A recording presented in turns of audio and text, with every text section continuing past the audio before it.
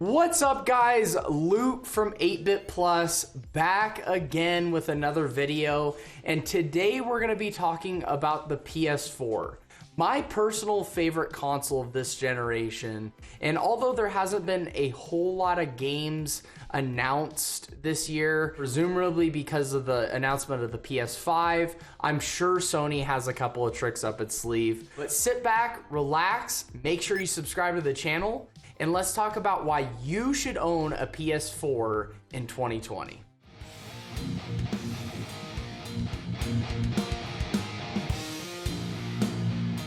So the first thing I want to talk about today is the PS4 OS. Super easy to navigate. I really feel like PlayStation has gotten down what the OS should look like in a modern times. We've gone from a couple different variations of things, but I just really feel like the PlayStation has done a very good job of kind of putting the games on the forefront, not adding a whole bunch of extra, stuff that we don't really need, and making it simplified and easy to access. So when you first get the PS4 home, you plug it in, you turn it on, it's super easy to set up, and then you can get right into the gaming. You don't have to take a full course on how to set up everything. It's pretty straightforward. It would be cool if they kind of condensed down the settings a little bit more. There are a lot of different settings to choose from. But other than that, it's a pretty amazing OS. And as with every Sony branded console since the PS1, the PlayStation exclusive games have been better than ever, in my opinion, in the PS4 generation, with a new reimagined God of War coming out, a Spider-Man game that was developed by Insomniac, as well as the Horizon Zero Dawn games. The games are amazing, and they are definitely a big reason why you should own a PS4 in 2020. The great news is, since it's been out for a couple of years now, a lot of those games that were $60 at launch are now down to as low as $10 at sometimes when they get put on sale. These games are well worth $60 and definitely worth $10. So you can get some really amazing games and enjoy those before the PS5 comes out, as well as some more games that are still going to be coming out very soon, such as The Last of Us Part 2, which is much awaited. I'm super excited for that personally. I will definitely be streaming that live on Facebook Gaming. By the way, if you don't know yet, I do stream every Thursday, Friday, Saturday, and sometimes Sunday over at Facebook Gaming. Make sure you come and check us out. Link in the description down below. And then we also have Shadow of Tsushima that's looking amazing according to some of the trailers that we've seen so far, and gonna be a really fun samurai type of game from what I've gathered. The PlayStation exclusive games are a huge reason why you should own a PS4 in 2020. And you cannot do a video about the PS4 in 2020 without talking about the DualShock 4. This controller is a very, very comfortable and easy to use controller. In my opinion, probably the best controller that Sony has ever released. And it's going to be really hard to top it with the PS5 controller. They are talking about a couple of the things that they could kind of replace the trackpad with, because the trackpad was, let's be honest, it was kind of unneeded, as well as the speaker that's in the controller. It was very previous gen, and even in previous gen with a Wii, it was kind of janky. The speaker was really low quality, so they could improve upon that with the DualShock 5.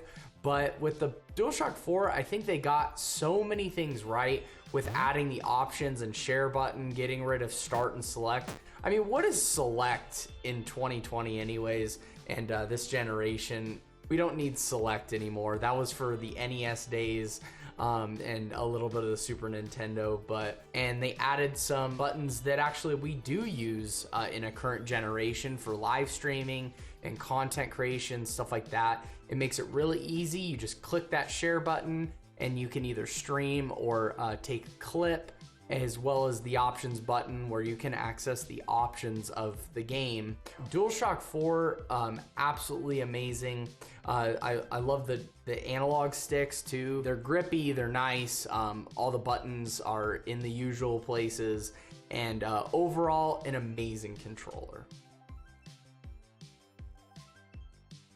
Another great thing about the PS4 is the swappable internal hard drive. With some basic tools, a couple of Phillips screwdrivers, you can actually put a bigger hard drive in the PS4. I know I'm kind of crazy, but I've been known to go as big as 8 terabytes.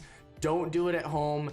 You don't need that much space, but you can do it if you want to. You know, a big thing in this generation of consoles is these games are getting huge. We have games like Red Dead Redemption. That's a big one that had over 100 gigs on day one. And I'm sure with DLC, probably 120 to 150 gigabytes. And on a 500 gigabyte hard drive, that's just not gonna cut it. So PlayStation made it very easy and simple, which is not really what they typically have been known for. They're actually known for doing really janky proprietary memory slots that are way overpriced, and you can only get them from Sony, and it's really shisty. This generation, they've been very easy. You could pretty much plop any 2.5 inch hard drive into the PS4 and run a basic update that you can actually find on PlayStation.com with a tutorial on how to use it from Sony, and you can upgrade your hard drive by yourself, or you can have someone like me at the store go and do it for you if you're not a tech savvy type of person. So they do make it very straightforward and simple for you. And that is a really nice thing for this current generation of consoles, because the games are just getting bigger and bigger. And lastly, but certainly not least, the PSVR. The PSVR has been amazing for me to enjoy and try out, starting with games like Job Simulator and Rush of Blood, along with the Resident Evil 7 games, Iron Man, Firewall Zero Hour, Blood and Truth. The games go on, and from the looks of it, it looks like Sony is really digging in their heels and getting invested in this PSVR as well. So I don't see it going away anytime soon. And if you haven't tried VR yet, go and try it, whether it be on PC or PS4.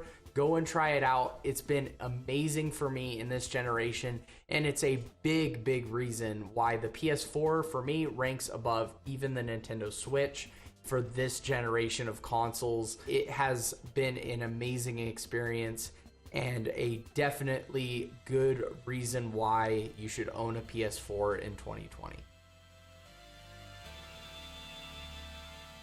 The PS4 is not perfect. Just like any other console, it has its own set of flaws. One of the main things that kind of jumps out at me is the online service, while it has improved, is still not quite as good as Xbox Live. There's just something about Xbox Live that is very polished and fully fleshed out, and like they've just been doing it for so many years. It's going to be very hard for Sony to match, but it is getting better. I'm excited for it in the future, but still not the best. It's very basic and has issues and bugs. It is growing and getting better, so I definitely look for them to improve on that. And then another thing with the PS4 is the hard drive. There's always an issue with powering down the system for me. It just seems like you power it down. If you unplug that thing, like, we need to sprinkle some holy oil on you, because you're going to power that thing up and it's very likely that your system is going to tell you that something is messed up or corrupt, and it's going to have to scan it. And it's just kind of a mess as far as powering up and down in correlation to the hard drive. Just unplugging it always scares me. You never know what's going to happen when you turn it back on again. And I know I just hyped up the PSVR, and it still is a very amazing VR setup for the current generation, but it is getting a little dated. They do a very good job of setting up the light tracking, and like the tracking is 1-to-1, but it does have some issues if you have poor lighting, or if your lighting is too bright, or just anything to do with light. So it isn't perfect. It definitely has its flaws, and it is aging very fast. So definitely look for Sony to be upgrading or making some sort of announcement in the next couple of years for a new PSVR 2. But for now, if you're still just getting into it, it is a great option.